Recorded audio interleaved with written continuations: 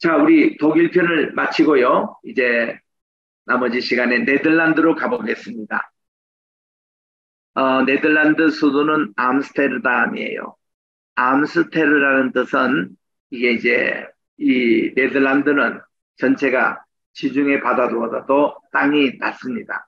바닷물이 넘쳐 올릴 수 있는 곳이에요. 주변에 쭉 댐을 샀습니다. 이 댐을 샀다고 해서 암스테르담이라고 그래요. 담. 예, 수도 인구는 74만 명이고 이 총 인구는 약 1600만 되는 꽤 큰 나라가 네덜란드. 네드라는 뜻이 뭔가니 이 지중해보다 낮다 이런 뜻입니다. 이런 네덜란드 암스테르담. 자, 여기에 보시는 대로 바닷물이 이렇게 늘 이렇게 같이 공존합니다. 거기에 따닥따닥 이렇게 집을 붙여서 이렇게 했는데 암스테르담은 미국과 되면은 진짜 그 수도는 헤이그에 있습니다. 이 헤이그에 있는 곳인데 그 암스테르담 약 하구의 뚝을 따서 도시를 이렇게 건설해서 오늘날 이렇게 한데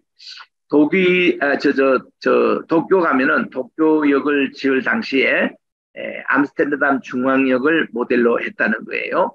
그리고 그 도쿄역을 흉내낸 것이 우리나라 서울역이죠. 그래서 이게 우리나라 서울역의 본 기초가 되는 것이 암스테르담에 가면 중앙역이 이제 거기가 오리지널입니다. 이런 거를 볼 수 있고 참 이 네덜란드 갈 때마다 느끼는 게 이게 자전거 전용 도로가 참 이렇게 나 있습니다. 그게 참 인상적인데요. 제가 지금 살고 있는 송도에도 자전거 전용 도로가 이렇게 있거든요. 또 우리나라 지자체 가운데 많이 있는데 예전에는 이런 게 우리가 없었습니다. 이런 아이들을 여기서 이렇게 배웠던 또 여기 암스테르담 가면은 우리 그 렘브란트며 빈센트 반 고흐며 스피노자 또 안나 프랭크 이런 분들의 박물관을 꼭 들릴 필요가 있습니다. 그리고 네덜란드는 청교도들이 여기 와서 임시로 도피했고 여기서 출발해가지고 뉴욕까지 갔던 우리 그 메이플라워호가 있기 때문에 이 네덜란드는 우리 개혁 운동에도 대단히 중요한 곳이고 또 여기에 있는 자유대학에 서신 분이 아브라함 카이프가 이걸 세웠거든요. 그게 또 다 여기 있다가 보니까 우리하고 정다운 곳이 네덜란드입니다. 자, 우리 먼저 렘브란트. 우리 지난번 우리 이분에 대해서 탕자의 기류라고 우리 헨리 나우엔이 영향을 받았던 바로 이분이 그린 겁니다. 렘브란트 이분은 1606년에서 1669년 63세에 돌아가신 분인데 이분은 바로크 시대의 대표적인 화가입니다. 빛의 화가라고도 불리우는 그는 일반적으로 유럽 미술사에서 가장 위대한 화가 중에 한 분이고 화가입니다. 특히 네덜란드 역사에서 가장 중요한 화가기도 하지요. 황금시대라고 부릅니다. 그분의 대표적인 작품이 정말 갈릴리 폭풍, 성경적인 얼마나 이 그림이 아주 힘찹니까? 또 이렇게 우리 탕자의 기록, 귀합. 참 여기에 보면은 우리가 인물이 5명이 이렇게 있는데요. 여기에 맨 오른쪽에 있는 것이 큰 아들이라고 그래요. 그 다음 이제 중간에 있는 분이 이웃에 있는 이웃 아저씨라고 그래요. 그리고 저 멀리 이렇게 보이는 것이 어머니가 아닌가 그렇게 이제 보고요. 그리고 눈이 멀었던 아버지가 이 아들을 둘째 아들을 맞이합니다. 그 왼손은 아버지의 손이에요. 오른손은 어머니의 손이에요. 손이 틀립니다. 부성애, 모성애가 함께 겸비된 아버지가 아들이 재산을 다 환전해가지고 먼 나라 갔을 때부터 눈이 멀어지기 시작했는데 아들이 도니까 시력이 다시 회복되고 있는 이런 모습들. 그리고 아들을 보시니까 이 아들은 머리도 벗겨졌고 또 옷도 거린의 모습으로 노동자의 모습으로 이렇게 아들 전혀 모습이 없습니다.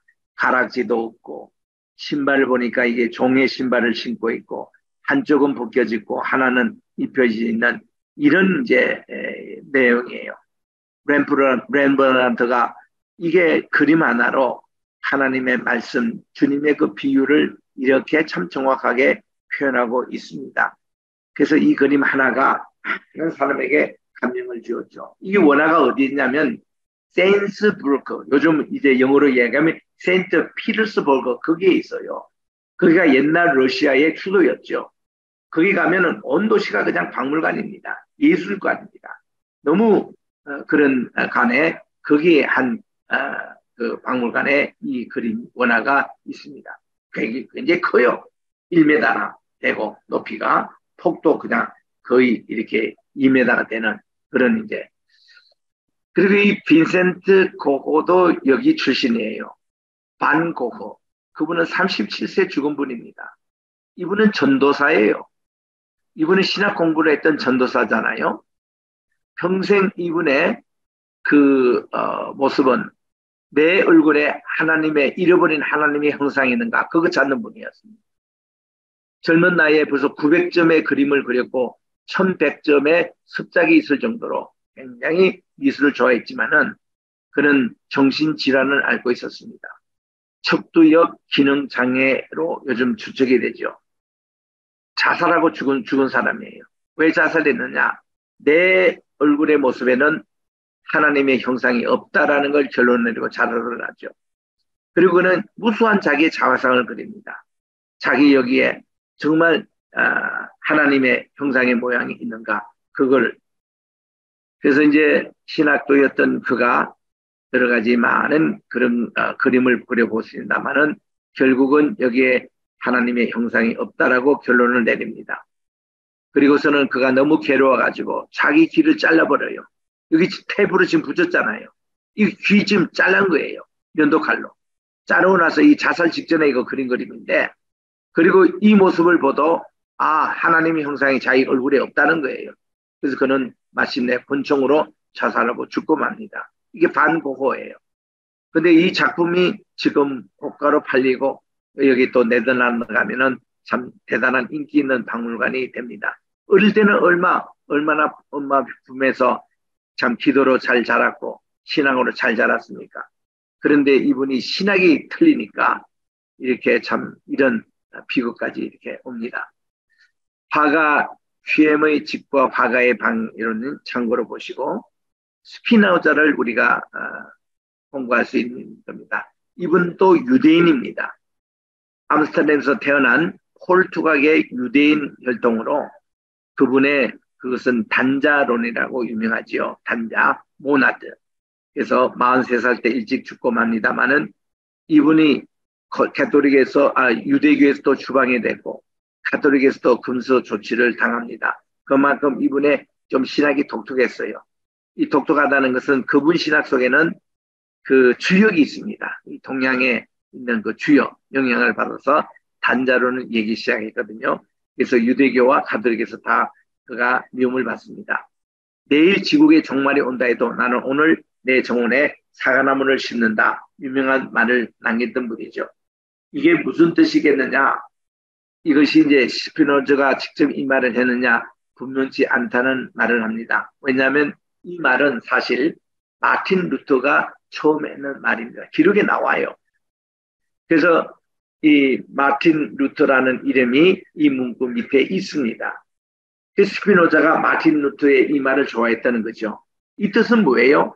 내일 지구가 온다 하더라도 저는 거기서 연연하지 않고 자기를 끝까지 가겠다는 얘기로 마틴 루터는 그 신앙의 그 뭔가 이게 우리 이신칭이 그런 의미에서 자기가 얘기했는데 스피노자는 완전히 이거를 반대로 해석해가지고 인본주의적으로 이걸 해석하는 것 뿐입니다. 그래서 여러분들이 이 말을 인용하실 때에 그 두 가지를 잘 보시고 인용을 하셔야 돼요. 마틴 루터가 인용한 말을 내가 인용을 하는 건가, 스피노자가 그런 관점에서 인용했는가, 종말론 얘기할 때 이거를 여러분들이 잘 이렇게 보시면 됩니다. 또 안네 프랑크 집을 우리가 방문할 수 있습니다. 이 안네 프랑크는 참 17살 된 아름다운 아이가 그냥 나치 수용소에서 죽고 말지 않습니까? 유대계 그 소년입니다. 사실 이 지역은 그렇게 위험하지 않는 지역에서 그가 자라고 태어났는데 네덜란드 암스테르담이에요. 여기 이제 박물관이 있는데 1942년부터 44년까지 유대인으로 살았던 안네 프랑크가 숨어 살았던 집이에요. 근데 그가 이제 주영소에서 죽고 나서 이 집이 박물관이 된 겁니다. 그 여기에 보면은 안내가 살았던 다락방, 또 그가 썼던 일기, 사진들이 그대로 보존되어 있습니다. 그리고 나치 정권 때에 학살당했던 잔혹한 자료와 사진들이 여기 전시되어 있는데, 이게 안내는 정말 16살 때 죽었대요. 1929년부터 45년까지. 나치가 이 네덜란드를 지배할 시기에 썼던 일기로 유명합니다. 안내 일기. 1944년 8월 4일 날 그는 여기에 체포가 됩니다. 그리고 1944년 8월 4일 날 불과 3일 있으면은 이제 8월 1일로부터 3일 후에 그가 16세 나이로 끌려가지고 이 이듬해인 45년 3월 달에 강제 수용소에서 영약실조와 장티푸스로 죽고 맙니다.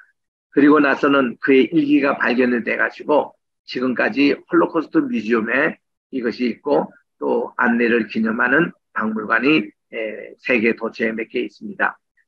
헤이그에 가봅니다. 바로 행정적인 수도입니다.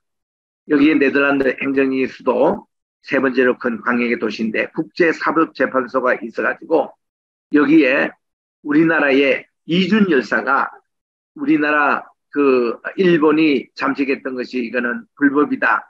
1905년에 을사보호조약이 안 된다 해서 7년도에 고종의 특사로 이분이 가셔가지고 들어가려고 하는데 그런 나라가 없다. 그런 명단이 없다. 이래가지고 이 자체가 불허가 됐습니다.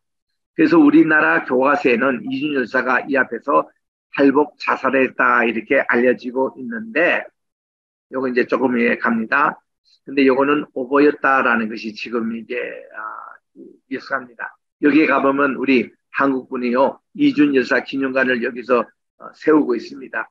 영어로도 그대로 이준 피스 뮤지엄이라고 이렇게 세우는데 고종 황제의 밀사로 만국 평화회의에 탄석된 이준이 이렇게 일본과 영국의 그런 방해의 뜻을 이루지 못하고 네덜란드 이 해역에서 7월 14일 병사한 곳을 기념해서 지은 기념관을 그래요. 유럽에 하나밖에 없는 항일 독립운동 유적지로 그리고 1995년 8월 5일에 개관했답니다. 그래서 지금 가면 여러분이 보실 수가 있어요. 우리나라 이거 국기도 걸려 있고 차이나타운 이거 중국 대문 근처에 위치하고 있거든요. 그런데 그분의 할복 자산은 오보였다 하는 것이 오늘날 역사가들의 평가입니다. 우리들도 이분이 그때 이 열사가 할복 자살했다고 들었는데 이제 요 내용이 여기 이제 설명이 이렇게 나옵니다만은 요거는 대한 매일신보가 낸 오보이거나 지어진 얘기라고 요즘 이제 역사는 다시 재평가하고 있습니다. 뭐 어쨌든 이분이 정말 이준 열사 이런 분들이 있었기에 우리가 정말 3.1 운동이 일어났고 그리고 나중에 이제 우리가 독립이 됐지 않습니까? 이분들의 애국 운동에 대해서는 우리가 높이 평가해야 될 것입니다. 네덜란드는 대표적인 것이 개혁교회입니다. Reformed Church. 그래서 이 개혁교회가 있기 때문에 오늘날 우리 네덜란드의 우리 개혁신학에 우리가 많은 영향을 받고 있는데 네덜란드 성경 번역이 참 일찍이 됐어요. 1637년에 이렇게 네덜란드 성경 번역된 게 이게 킹 제임스 바이블이 1611년에 이제 나왔기 때문에 그로부터 약 한 26년 후에 네덜란드 성경 번역이 이루어졌는데 굉장히 잘된 번역입니다. 그래서 우리 사본학에서도 우리가 이것을 꼭 여러분들 참고하시기를 바라고 네덜란드에 가면은 뉴처치 이런 개혁교회가 있습니다. 그래서 왕족이 이 교회에 출석하고 있습니다. 이 영국의 웨스트민스터 교회처럼. 그래서 이제 우리 개혁 신학자들이 이 회단에 있는데 우리 바빙크며 또 유명한 우리 아브라함 카이프며 또 이제 볼코프며 이런 분들 다 유명하잖아요. 또 이제 우리 그 벤틸 교수님 우리 웨스트민스터 신학교에 이런 분들 이런 이제 신학에 대해서는 조금 내용이 있기 때문에 다음 시간에 해야 될 것 같습니다. 오늘은 여기까지 하도록 하겠습니다.